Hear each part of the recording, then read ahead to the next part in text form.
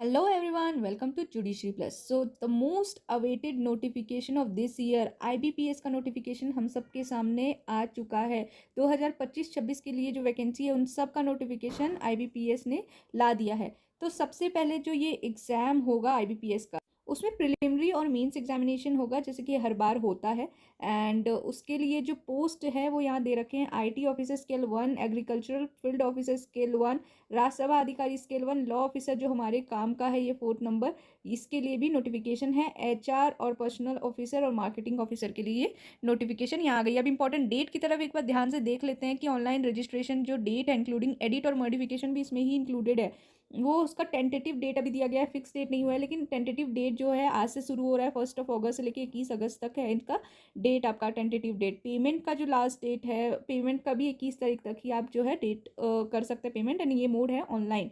ठीक है। Download of call letter for online examination prelims, ये अक्टूबर में होगा। आप प्रिलिमिनरी एग्जामिनेशन का कॉल लेटर डाउनलोड करेंगे अक्टूबर में, प्रिलिमिनरी एग्जाम नवंबर में होगा, और रिजल्ट जो है उस एग्जाम का नवंबर दिसंबर में आपको दे दिया जाएगा। ठीक है। उसके बाद मेंस एग्जामिनेशन का कॉल भी दिसंबर में ही आ जाएगा, और मेंस एग्जामिनेशन भी दिसंबर में ही कंडक्ट करा लिया जाएगा। उसका रिजल्ट जनवरी फरवरी में आ जाएगा 2025 के। और जो फाइनली जो है इंटरव्यू वो मार्च तक आपको कंडक्ट करा दिया जाएगा, मार्च 2025, और प्रोविजनल अलॉटमेंट अप्रैल 2025 तक हो जाएगा। यानी कि आपका 2025 तक आपका फैसला हो जाएगा कि आपने एग्ज़ाम क्लैरिफाई किया है या नहीं। तो ये सारी चीज़ें जो इंपॉर्टेंट चीज़ थी वही मैं डिस्कस कर रही हूँ इस नोटिफिकेशन में। बाकी ये नोटिफिकेशन मैं अपनी जुडिशरी प्लस की जो ऑफिशियल टेलीग्राम चैनल है मैं वहाँ पे डाल दूंगी, आप सब जाके वहाँ से देख लीजिएगा। अगर अभी तक जुड़े नहीं हैं हमारे टेलीग्राम चैनल से तो जरूर जाके जुड़ जाइए, बहुत सारी इंपॉर्टेंट इन्फॉर्मेशन उसमें शेयर होती रहती है। तो देखिए, पार्टिसिपेटिंग बैंक्स जो हैं इस बार के एग्जामिनेशन में वो है बैंक ऑफ बड़ौदा यानी कि BOB, कैनरा बैंक हो गया हमारा, इंडियन ओवरसीज़ बैंक हो गया, UCO बैंक हो गया, बैंक ऑफ इंडिया हो गया, central bank of India, Punjab national bank, union bank of India, bank of Maharashtra, Indian bank, Punjab and Sindh bank, ये सारे जो हैं हमारे पार्टिसिपेटिंग बैंक हैं इस बार के। एलिजिबिलिटी क्राइटेरिया देख लीजिएगा। एलिजिबिलिटी क्राइटेरिया में नेशनैलिटी और सिटीजनशिप आप इंडिया के सिटीजन होने चाहिए, नेपाल के या भूटान के होने चाहिए, या टिबेटियन रिफ्यूजीज जो कि इंडिया आए हैं 1962 जनवरी से पहले। ठीक है। तो यहाँ सारी चीज़ें रखी हैं नेशनैलिटी और सिटीजनशिप के बारे में। एज आपका जो है मिनिमम 20 साल के आप होने चाहिए, और मैक्सिमम जो है 30 साल से आपका ज़्यादा नहीं होना चाहिए। ठीक है। यानी कि आप इस रेंज के बीच में आने चाहिए, इसके ना पहले ना बाद में आपका बर्थ हुआ होना चाहिए। ठीक है। अब रिलैक्सेशन भी कुछ एज में दिया है SC ST OBC के लिए और डिसेबल कैंडिडेट्स के लिए, जो कि यहाँ पे आप स्क्रीन पे अभी देख सकते हैं, बाद में PDF में भी आप चेक कर लीजिएगा, जो मैं इस टेलीग्राम ग्रुप पे शेयर कर दूंगी। ठीक है। Reservation for person with benchmark disability, disable person के लिए जो रिजर्वेशन है विजुअल इंपेयरमेंट का, ये सब भी यहाँ पे दे रखा है। एक बार आप जाके नोटिफिकेशन जरूर चेक कर लीजिएगा इस वीडियो के बाद। ठीक है। अब आते हैं हम अपने नेक्स्ट पॉइंट पे। ये सारी चीज़ें जो है इंपॉर्टेंट है, एक बार देख जरूर लीजिएगा, छोड़िएगा नहीं। एंड अगर टेलीग्राम ग्रुप का आपको पता नहीं है लिंक, तो मैं अपने डिस्क्रिप्शन बॉक्स में इसका लिंक डाल दूंगी। EWS कैटेगरी के लिए भी यहाँ पे दिया गया है कि कौन से पर्सन EWS कैटेगरी में क्वालिफाई किए जाएंगे। ठीक है। अब सबसे पहली चीज़ जो इंपॉर्टेंट है यहाँ पे एलिजिबिलिटी क्राइटेरिया में कि एजुकेशन क्वालिफिकेशन क्या होना चाहिए। 2024 के 21/8 जो है आपका कट ऑफ डेट है, यानी कि 21 अगस्त जो है आपका कट ऑफ डेट है, उस दिन आपका एजुकेशन क्वालिफिकेशन क्या होना चाहिए। IT ऑफिसर का जो पोस्ट है, ठीक है, एज तो हमने पहले ही देख लिया। इसमें आपके लिए इंजीनियरिंग करना कंपलसरी है, इंजीनियरिंग की डिग्री होनी चाहिए, चाहे कंप्यूटर साइंस में हो, IT का हो, इलेक्ट्रॉनिक्स का हो, इलेक्ट्रॉनिक एंड टेलीकम्युनिकेशन का हो, electronic and communication, electronic and instrumental, या आपके पास पोस्ट ग्रेजुएट डिग्री होनी चाहिए। इन सारी चीज़ों में तो आप जो है IT ऑफिसर के लिए एलिजिबल है। दूसरा है हमारा एग्रीकल्चरल फील्ड ऑफिसर, तो इसमें भी यहाँ पे 4 साल का कोर्स होना चाहिए, एग्रीकल्चर, हॉर्टिकल्चर, एंड इन सब में जो भी यहाँ पे दिया गया है, आप एक बार लिस्ट चेक कर लीजिएगा।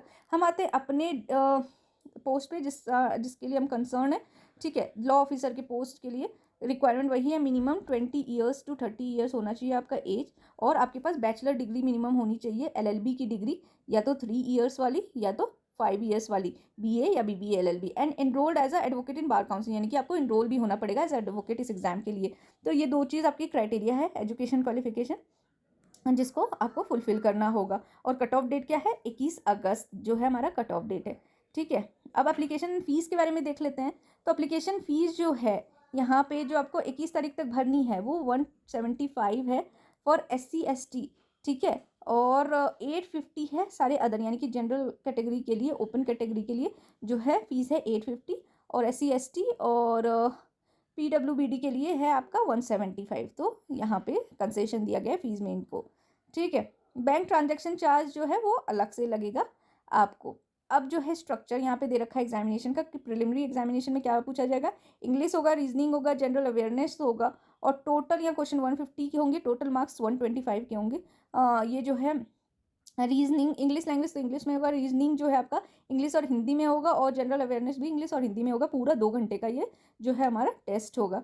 ठीक है, अब लॉ ऑफिसर के पोस्ट के लिए और आईटी ऑफिसर, एग्रीकल्चर और एचआर पर्सनल ऑफिसर के लिए ये है कि नेम ऑफ टेस्ट का नाम क्या है, professional knowledge. Total number of question 60 होंगे, टोटल मार्क्स भी 60 होगा, इंग्लिश और हिंदी मीडियम होगा, और टोटल ड्यूरेशन होगा आपका 45 मिनट्स। ये जो अलग से, ये तो कॉमन वाला एग्जाम था, इसके अलावा जो अलग से मीन्स एग्जामिनेशन जो होगा तो आपका ये जो है प्रोफेशनल नॉलेज का 45 मिनट का टेस्ट होगा। ठीक है, जिसमें आपको सारे क्वेश्चन पूछे जाएंगे आपके सब्जेक्ट से रिलेटेड। अब please note that a candidate will not be permitted to appear online preliminary examination as well as online mains examination without the following document. अब कौन कौन से डॉक्यूमेंट कंपलसरी है, सबसे पहले तो वैलिड कॉल लेटर आपके पास होना चाहिए, दूसरा फोटो आइडेंटिटी प्रूफ होना चाहिए। ठीक है, ये दोनों चीज़ आपके लिए इंपॉर्टेंट है एग्जामिनेशन में बैठने के लिए। अब आ जाते हैं penalty for the wrong answer. So penalty जो है यहाँ पे एप्लीकेबल है बोथ एग्जामिनेशन के लिए, यानी कि प्रिलिमिनरी एग्जामिनेशन और मेंस एग्जामिनेशन दोनों में ये जो है आपका नेगेटिव मार्क एप्लीकेबल है। 1/4 जो है 0.2 मार्क्स जो है डिडक्ट हो जाएगा in case of wrong answer. ठीक है, कट ऑफ स्कोर जो है वो डिसाइड होगा एग्जामिनेशन के बाद, लेकिन ये जो कट ऑफ मार्क्स है, ये जो कट ऑफ मार्क्स ऑब्टेन होगा ऑनलाइन मेन एग्जामिनेशन में only will be consider for short listing for interview and for final merit list. ये बस शॉर्ट लिस्टिंग के लिए यूज होगा, ये फाइनल स्कोर नहीं होगा। इंटरव्यू के बाद ही डिसाइड होगा आपका सिलेक्शन हुआ है या नहीं हुआ है। ठीक है, तो ये सब देख लीजिएगा। एग्जामिनेशन सेंटर आप देख लीजिएगा अपने कन्वीनियंट के हिसाब से, पूरे इंडिया में होता है तो आप अपने कन्वीनियंस के हिसाब से आप इसका सेंटर चूज कर सकते हैं। इंटरव्यू जो है, जो शॉर्टलिस्ट होगा मेंस एग्जामिनेशन का, उनको बुलाया जाएगा इंटरव्यू के लिए। ठीक है, जो भी पार्टिसिपेटिंग बैंक होंगे वो लोग कंडक्ट करेंगे इंटरव्यू, और उसके भी रिक्वायरमेंट्स है। तो यहाँ पे सारे रिक्वायरमेंट्स आपके दिए गए हैं इंटरव्यू के, तो वो भी आप देख लीजिएगा जब आपकी रिक्वायरमेंट होगी। तो अभी पहले तो प्रीलिम्स मेंस क्लियर करने के बाद ही इंटरव्यू में आप पहुंचिएगा। अब लिस्ट ऑफ डॉक्यूमेंट्स यहाँ दे रखे हैं जो इंटरव्यू के टाइम में, वेरिफिकेशन के टाइम में लगेंगे, वो भी यहाँ पे आप स्क्रीनशॉट लेके रखिएगा या तो नोटिफिकेशन को सेव करके रखिएगा, जो भी मैं टेलीग्राम ग्रुप में आपको भेजूंगी। तो ये सारी चीज़ें जो हैं आपके लिए इंपॉर्टेंट है।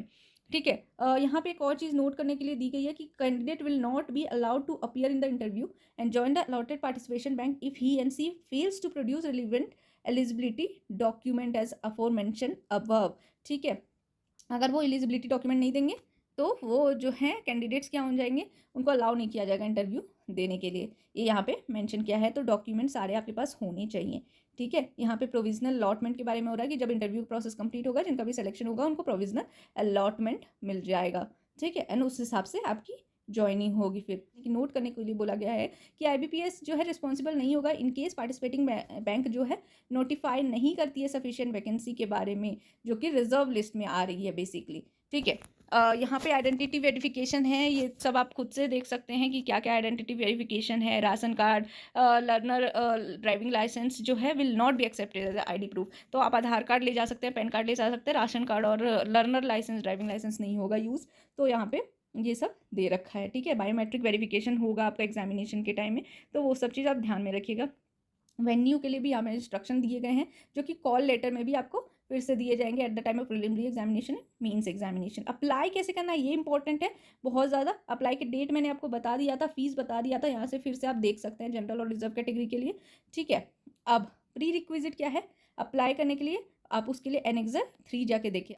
अब देखिए यहाँ पे प्रोसीजर बताया गया है कि ऑनलाइन अप्लाई किस तरह से कर सकते हैं। ठीक है, तो कैंडिडेट को फर्स्ट क्या करना है, फर्स्ट जो है वो आईबीपीएस के वेबसाइट पे जाना है, और ये है आईबीपीएस की वेबसाइट। उसमें क्लिक करके होम पेज पे जाना है, ओपन करना है लिंक CRP POMT और क्लिक करना है वहाँ पे, अप्लाई करना है ऑनलाइन एग्जामिनेशन इस चीज़ के लिए, और एप्लीकेशन फॉर्म ओपन करके उसको भर लेना है। सबसे पहले क्लिक करना है न्यू रजिस्ट्रेशन के लिए, रजिस्टर कर सकते हैं आप, उसके बाद अपना एप्लीकेशन फॉर्म भर सकते हैं। क्या क्या रिक्वायरमेंट होगी यहाँ पे, कैंडिडेट को photograph, signature, left thumb impression, hand writing declaration, certificate जो भी मेंशन अगर आपके ऊपर एप्लीकेबल है वो सारी चीज़ें। कैंडिडेट विल ऑल्सो भी required to capture and upload live photograph भी आपका वहाँ पे लग जाएगा, वेब कैम से जो खींचा जाएगा लैपटॉप में, तो वो भी आपको डालना है। फिर लास्ट में क्या करना है, सेव एंड नेक्स्ट करना है, और एक बार कंप्लीट हो जाएगा तो कंप्लीट रजिस्ट्रेशन करना है। फिर पेमेंट जो है आपको ऑनलाइन मोड से कर देना है। ऑनलाइन मोड से पेमेंट आप सब करना जानते ही हैं। ठीक है, ये सारे जनरल इंस्ट्रक्शन यहाँ दे रखे हैं, ये आप एक बार देख लीजिएगा। जनरल इंस्ट्रक्शन आपके लिए जो है वो यूज़फुल होंगे, तो एक बार सारा कुछ आप पढ़ लीजिएगा, ठीक है। हम आते हैं इंपॉर्टेंट चीज़ों पे कि आइटम क्या क्या अलाउड नहीं है, वो सारी चीज़ देख लीजिए। Not allowed any stationery items जो है अलाउड नहीं है आपके लिए। ज्योमेट्रिक बॉक्स अलाउड नहीं है, पेंसिल पाउच अलाउड नहीं है, calculator, writing pad, pen drives, log table, electronic pen scanner, ये सब अलाउड नहीं है। वहाँ पे आपको एक पेपर और पेन दिया जाएगा जो यूज़ करके आप रफ चीज़ कर सकते हैं। और भी यहाँ लिस्ट दी गई है कि क्या क्या अलाउड नहीं है, तो एक बार आप देख लीजिएगा। हैंड बैंड, ये हेल्थ बैंड नहीं अलाउड है। Earphone, microphone, pager, mobile phone, Bluetooth कुछ अलाउड नहीं है। Goggle, hand bag, hair pin, hair band, belt, cap allowed नहीं है। Ear ring, nose pin, chain, necklace, pendant, तो गोल्ड वोल्ड का लोग बच्चे पहन के चले जाते हैं, ये सब आप घर पे ही रख के जाइएगा, वहाँ पे रखना भी सेफ़ नहीं है। कैमरा अलाउड नहीं है, स्क्रीन फ्रीज अलाउड नहीं है, ठीक है। वाटर बॉटल पैक्ड ओपन कुछ भी अलाउड नहीं है। कोई भी अनफेयर मीन यूज़ करना अलाउड नहीं है। तो ये सारी चीज़ें दे रखी हैं यहाँ पे, याद रखिएगा। ये सारी चीज़ें आप लेके ना जाएं, क्योंकि रिस्क हो सकता है आपका जो है एग्जामिनेशन से डिस्क्वालीफाई भी हो सकते हैं। अब एक्शन भी लिया जा सकता है अगेंस्ट कैंडिडेट जिसको गिल्टी ऑफ मिसकंडक्ट पाया जाएगा, ठीक है। अनफेयर मीन्स आप यूज़ कर रहे हो, मिसबिहेव कर रहे हो, ठीक है, ऑब्स्ट्रक्ट कर रहे हो एग्जाम कंडक्ट करने में, स्नैपशॉट ले रहे हो, तो इन सब चीज़ों में आपको मिसकंडक्ट का दोषी माना जा सकता है, आपको एक्सपेल कर दिया जा सकता है, ठीक है। तो उस कैंडिडेट को यहाँ पे लिखा भी है, देखिए, डिबार कर दिया जा सकता है एग्जामिनेशन देने से, ठीक है। इसलिए ये सब कुछ आपको नहीं करना है। ये सारा अनफेयर मीन्स यहाँ पे दे रखे हैं कि क्या क्या अनफेयर मीन्स माना जाएगा। कॉल लेटर के बारे में यहाँ दे रखा है कि सेंटर, वेन्यू, एड्रेस जो है वो कॉल लेटर में आपका रहेगा। एलिजिबल कैंडिडेट जो है डाउनलोड करेंगे अपना कॉल लेटर ऑथराइज वेबसाइट यानी कि IBPS के वेबसाइट से, जो यहाँ पे दे रखा है।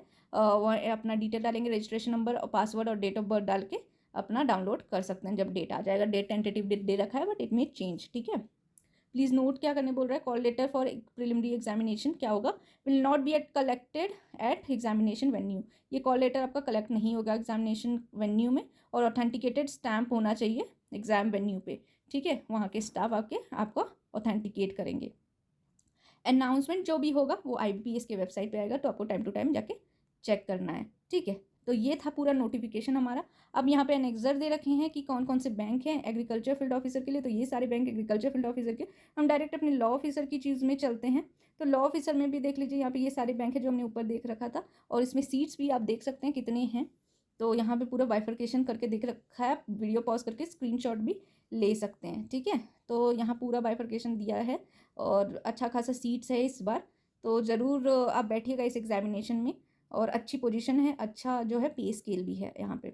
एग्जामिनेशन सेंटर यहाँ पे दे रखा है, जो भी आपका नियरेस्ट है आप चूज़ कर सकते हो, ऑल ओवर इंडिया होता है, यहाँ सारे सेंटर दे रखे हैं, ठीक है।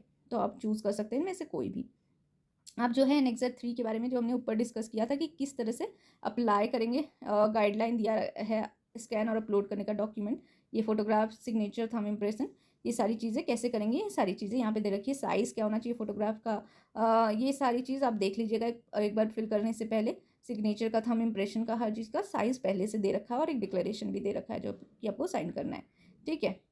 अब जो है अदर इम्पॉर्टेंट चीज़ में और कुछ बची है, ये SC ST का जो है हमारा फॉर्म है, डिक्लेरेशन फॉर्म। अगर आप उस क्राइटेरिया से बिलोंग करते हैं तो आपको ये भी भर के देना है, ठीक है। ये OBC का फॉर्म है, ये आपका EWS का फॉर्म है, सारे इन्होंने अटैच करके रखा है ताकि आपको कुछ प्रॉब्लम ना हो, ठीक है। सर्टिफिकेट ऑफ डिसेबिलिटी है ये भी दूसरी सर्टिफिकेट ऑफ डिसेबिलिटी है।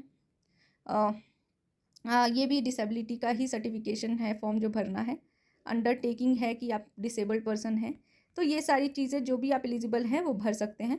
And this is all, and this is was all the notification. जो भी इंपॉर्टेंट पॉइंट थे वो मैंने डिस्कस कर लिए हैं, और स्टिल मैं जो इसका PDF कॉपी अपने टेलीग्राम ग्रुप पे डाल दूंगी, तो जाके ज़रूर देख लीजिएगा और सेव करके रख लीजिएगा, क्योंकि बहुत सारी इंपॉर्टेंट इन्फॉर्मेशन है जो डिफरेंट स्टेजेस पे यूज़ होने वाले हैं, प्रीलिम्स, मीन्स और इंटरव्यू के टाइम, जो अभी से आपको याद नहीं रहेंगी, तो उसको ज़रूर सेव करके रख लीजिएगा। और वीडियो में भी स्क्रीनशॉट आप लेके रख सकते हैं, जो आप वही रेफर करें जो आपके लिए रेलिवेंट है।